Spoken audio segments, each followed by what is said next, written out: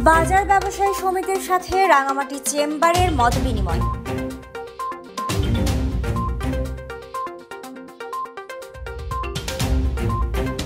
শহরের বিভিন্ন বাজার ব্যবসায়ী সমিতির নেতৃবৃন্দের সাথে মতবিনিময় সভা করেছে Rangamati chamber of commerce and ইন্ডাস্ট্রিজের নতুন পরিষদ।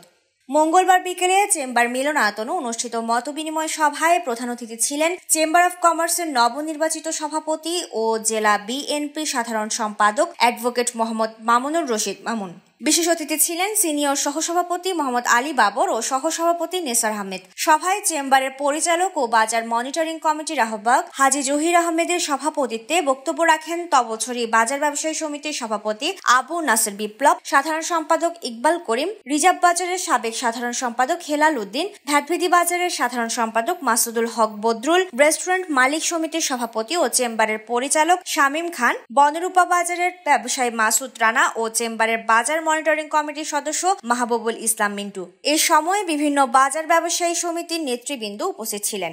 Desk report, CHT TV।